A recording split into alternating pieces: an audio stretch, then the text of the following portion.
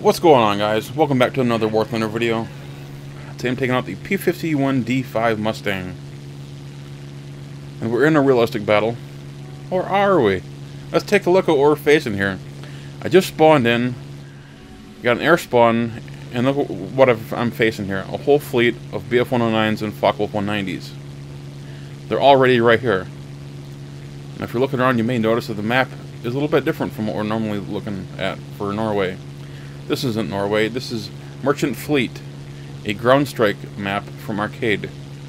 On March 24th, Gaijin Entertainment has decided to introduce arcade maps into realistic battles. The relative small size of an arcade map kind of throws strategy out the window, because you have very little time to make your decisions, because there's just no fucking time. So what you get is very quick matches, which could be one of the things that Gaijin was going for. But you also get little clusters or furballs. Now in this match, it didn't take very long for two BF-109s to kind of single me out just a little bit. They're both coming for me, so I'm just gonna run. There's not a whole lot I can do. I can turn around and try to fight them, but odds are I'm gonna die because one of them's gonna shoot me. I'm just gonna dive away, and we'll see how thirsty they are for my blood. Eventually they're gonna have to give up.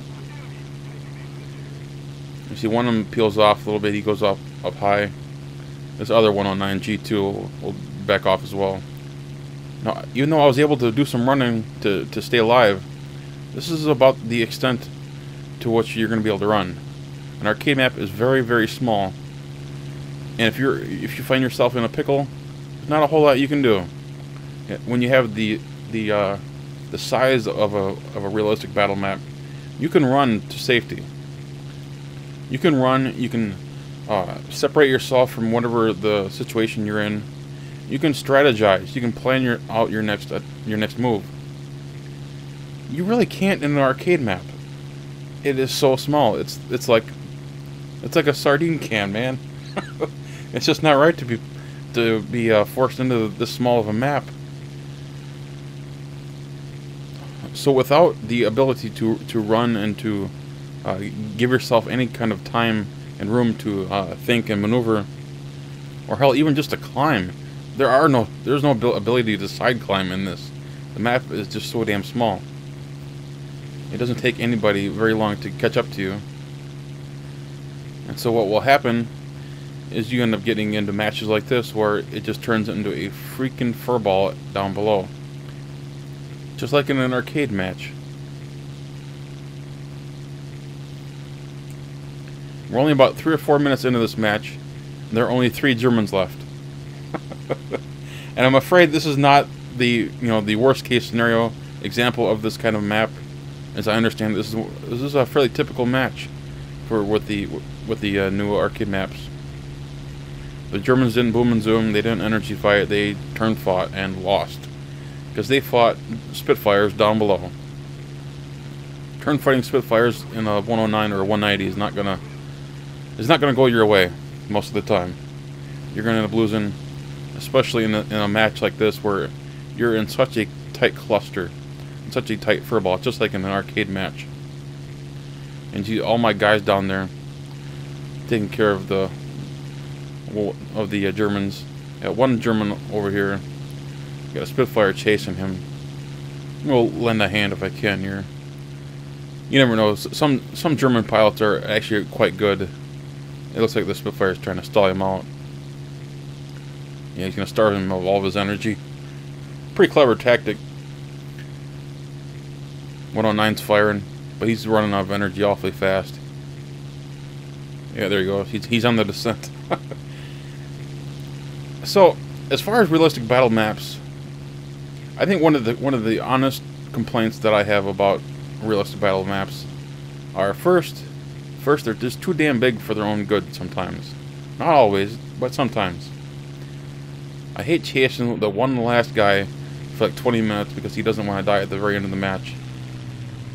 I don't know about you, but that frustrates the hell out of me. Just give up, dude.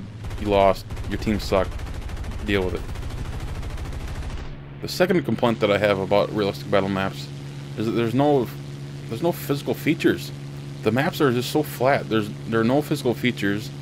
Yeah, you got water, but there's no drastic change in elevation. There are only a couple of maps that have any hills, and frankly, those are few and far between. And of course, this Spitfire complains that I kill stole when I don't think I did.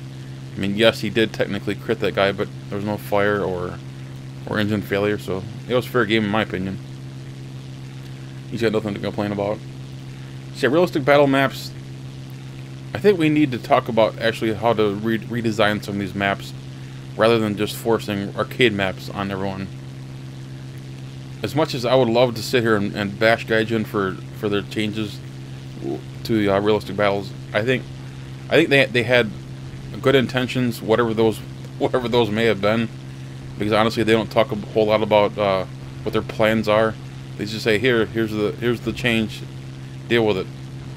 I think they probably had good intentions, but I don't think they did a very good job of articulating their intentions or whatever their plan was.